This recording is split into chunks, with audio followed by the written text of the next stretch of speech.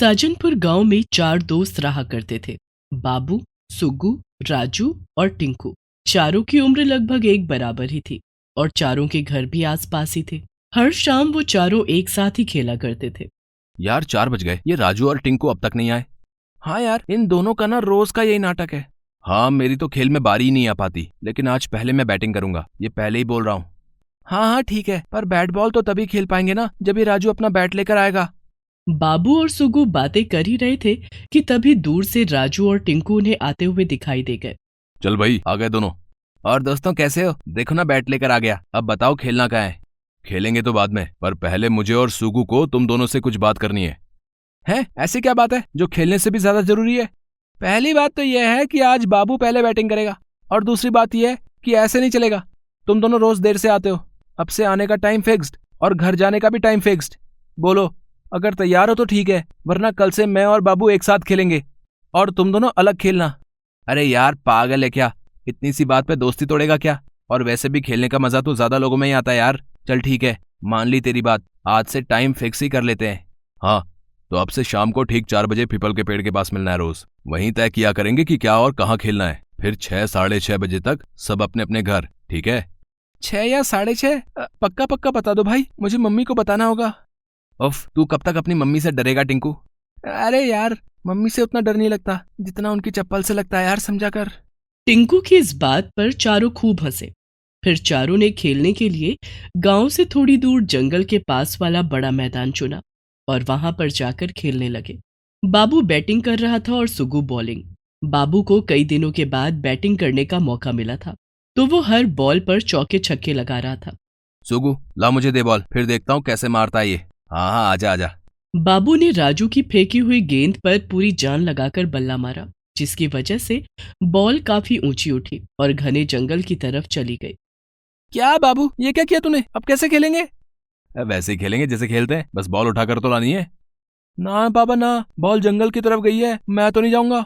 मैं भी नहीं। यार हिम्मत तो मेरी भी नहीं हो रही। ऐसा करते हैं, चारों चलते हैं। बाबू की बात सबने मान ली और चारों एक साथ जंगल की तरफ बॉल ढूंढने निकल पड़े। ये बॉल गई कहाँ यार? अब तक तो मिल जानी चाहिए थी। वो वहां देखो, वो रही अपनी बॉल। बॉल देखते ही चारों उसकी तरफ भागे। राजू, सुग्गू और टिंकू तो बॉल तक पहुंच गए, लेकिन बाबू बीच में ही रुक गया और दूसरी तरफ मुड़ गया। ओए बाबू, कहाँ जा रहा है? बॉल यहाँ है। हाँ मुझे पता है, मैं बॉल लेने नहीं, कुछ और लेने जा रहा हूँ। वो देखो, वहां पर कुछ चमक रहा है। सभी बाबू के पीछे जाते हैं। जो चमकती चीज बाबू ने देखी थी, असल में वो एक किताब थी जो जमीन पर पड़े पत्तों के बीच बहुत तेज चमक रही थी। अरे ये तो किताब है, अपने किस काम की? चलो चल के खेलते हैं। नहीं देखना, ये किताब कितनी चमक रही है। इतना कहकर बाबू ने उस किताब को उठा लिया, लेकिन जैसे ही उसने उस किताब को खोलने की कोशिश की तो वो किताब और भी तेज चमकने लगी और उसमें से आवाज आई, सोच लो, समझ लो, है तुम में इतनी हिम्मत जो मुझे पढ़ सको? अरे बाप रे, बोलने वाली किताब, भागो रे। नहीं, कोई कहीं नहीं जाएगा, ये सिर्फ एक किताब है, ये हमारा क्या बिगाड़ लेगी। और तुम हिम्मत की बात मुझसे मत करो, मुझे किताबें पढ़ने का बहुत शौक है। मेरे घर में एक भी ऐसी किताब नहीं जिसे मैंने पूरा ना पढ़ा हो, और मैं तुम्हें भी जरूर पढ़ूंगा। जैसी तुम्हारी मर्जी, लेकिन याद रहे, एक बार जो शुरू किया तो अंत तक जाना होगा, वरना बड़ा दंड भुगतना होगा। इतना कहकर बाबू उस किताब को खोल देता है और एक जगह बैठकर उसे पढ़ने लगता है। लो, ये तो पढ़ने भी बैठ गया, अब हम क्या करें? इंतजार करते हैं, और क्या, इसे यहाँ हम अकेला छोड़कर भी तो नहीं जा सकते। बाबू उस किताब को पढ़ता रहा और वो तीनों पास ही बैठकर इंतजार करने लगे। फिर जब थोड़ा अंधेरा होने लगा तब, अंधेरा होने वाला है, मैं तो घर जा रहा हूँ, तुम दोनों इसके साथ आ जाना। नहीं रुक, ये तो पागल है, मैं पूछता हूँ इससे, साथ चलेगा तो ठीक है, वरना हम दोनों भी घर जाएंगे। उस किताब की कही बात राजू, सुग्गू और टिंकू को बिल्कुल याद नहीं थी, इसीलिए राजू ने जाकर बाबू से कहा, ओए सुगु, हम लोग घर जा रहे हैं, तुझे चलना है या यहीं रहेगा आज? सुग्गू की आवाज से बाबू का ध्यान उस किताब से हट गया और वो गुस्से से बोला, अरे यार कितनी अच्छी किताब है, पढ़ने देना। एक मिनट सुगु, ये क्या किया तूने? बाबू के ऐसा कहते ही वो किताब फिर से चमकी और अपने आप बंद हो गई और फिर अगले ही पल बाबू एक कौवे में बदल गया। ये क्या हो गया? बाबू कहाँ गया? बाबू बाबू, मुझे लगता है ये कौवा ही बाबू है। हाँ ऐसा ही है दोस्तों, तुम्हें याद है इस किताब ने क्या कहा था बाबू से? अगर इसे एक बार पढ़ना शुरू किया तो पूरा खत्म करके ही रुकना होगा, वरना। हाँ, तू सही बोल रहा है टिंकू। मैंने तो पहले ही कहा था इस बेवकूफ से कि मत पढ़ इस किताब को, लेकिन इसने मेरी बात नहीं मानी। अब देखो, बन गया ना काला कौआ। अब हम लोग क्या करें? इसे ठीक तो करना होगा, और उससे भी पहले ये सोचो कि इसके घर पर क्या कहेंगे। मुझे लगता है कि हम में से किसी एक को इस किताब को बिना रुके पढ़ना होगा, शायद तभी कुछ हो सकता है। देखो भाई, मैं तो अपनी पढ़ाई की किताबों को कभी हाथ नहीं लगाता, तो इसे क्या पढ़ूंगा? तुम दोनों में से ही कोई पढ़ लो इसे। ठीक है, मैं पढ़ता हूँ। ऐसा करते हैं, सब लोग बाबू के घर चलते हैं, किसी तरह उसके कमरे में जाएंगे और फिर मैं फटाफट इस किताब को पढ़ दूंगा। एक बार बाबू ठीक हो जाए फिर सब ठीक हो जाएगा। तीनों ऐसा ही करते हैं। बाबू के घर में चुपचाप घुसते हैं और फिर उसके कमरे को अंदर से बंद करके टिंकू उस किताब को पढ़ने लगता है। कुछ देर बाद, भैया तुम अंदर ही हो ना? दरवाजा क्यों बंद किया है? जल्दी से खोलो, मुझे अंदर आना है। अरे यार, तुम दोनों इस राधा को चुप करवाओ ना, मुझे पढ़ने में दिक्कत हो रही है। टिंकू, तू रुका क्यों? तीनों दोस्त घबराकर किताब की तरफ देखने लगे। किताब फिर से चमकी और बंद हो गई और टिंकू एक चूहे में बदल गया। अबे यार, ये क्या हो गया? राजू, पकड़ इसे।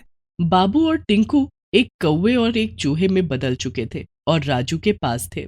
यार सुगु, अब तुझे इस किताब को पढ़ना होगा, वो भी बिल्कुल अकेले में, ताकि किसी भी वजह से तू रुके नहीं।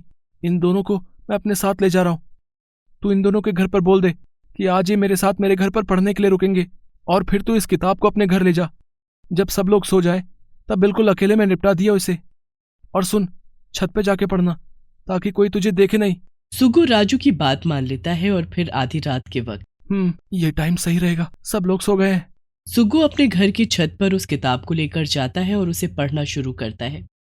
वो आधी से ज्यादा किताब पढ़ लेता है, लेकिन फिर उसे बहुत तेज नींद आने लगती है। वो काफी देर तक जगे रहने की कोशिश करता है, लेकिन किताब के आखिर तक आते आते उसे नींद घेर ही लेती है। सुगु भी हार चुका था और एक खरगोश बन चुका था, जो उस रहस्यमय किताब के साथ सारी रात छत पर ही बैठा रहा। फिर सुबह होते ही, पता नहीं सुगु ने वो पूरी किताब पढ़ी भी या नहीं। ये दोनों भी अभी तक ठीक नहीं हुए। मुझे सुगु के घर जाना होगा। राजू फौरन सुगु के घर जाता है, जहां हर कोई सुगु को ढूंढ रहा था। इसके अलावा राजू और टिंकू के घर वाले भी उन्हें ढूंढ रहे थे। राजू सबकी नजरों से बचकर घर में घुसा और सीधा घर की छत पर चला गया। वहां उस किताब और उस खरगोश को देखकर राजू सारी बात समझ गया। ओ तेरी, सुगु भी गया। अब क्या करूं? मैं पढ़ूं क्या इसे? अबे यार। राजू के पास कोई और चारा नहीं था। असल में राजू को पढ़ने का बिल्कुल भी शौक नहीं था, लेकिन अब अपने दोस्तों की खातिर उसे वो किताब पढ़नी ही थी, वो भी बिना बीच में रुके। वो उस किताब और अपने तीनों दोस्तों को लेकर जंगल में वापस उसी जगह पर गया जहां वो किताब मिली थी, और फिर बड़े ही बेमन से उसने उस किताब को पढ़ना शुरू किया। पढ़ते पढ़ते राजू को मजा आने लगा। बाबू, टिंकू और सुगु एक जालीदार टोकरी में बंद थे, इसलिए राजू का ध्यान एक बार भी नहीं भटका और उसने कुछ ही देर में वो किताब पूरी पढ़कर खत्म कर दी।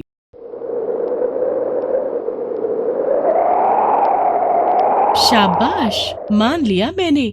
बड़ी हिम्मत है तुम में। अब तुम जो चाहो मांगो, कोई भी 2 इच्छा मुझसे पूरी करवा लो। ठीक है, तो सबसे पहले तो मेरे तीनों दोस्तों को पहले जैसा बना दो। और देखो, बुरा मत मानना, पर सच बात तो यही है कि तुम खतरनाक हो। हम दोस्त एक साथ थे, इसलिए एक दूसरे की मदद कर पाए। अगर कभी कोई अकेला तुम्हारे चक्कर में फंस गया तो वो बेचारा तो कुछ भी नहीं कर पाएगा, क्योंकि जानवर बनने के बाद तो वो तुम्हें पढ़ नहीं सकेगा। इसलिए तुम्हारा हमेशा के लिए नष्ट हो जाना ही सही रहेगा। इसलिए यही मेरी दूसरी इच्छा है। उस किताब ने राजू की दोनों इच्छाएं पूरी की, और इसके साथ ही वो किताब कहाँ से आई थी, किसने उसे बनाया था, ये रहस्य उसके साथ ही खत्म हो गया।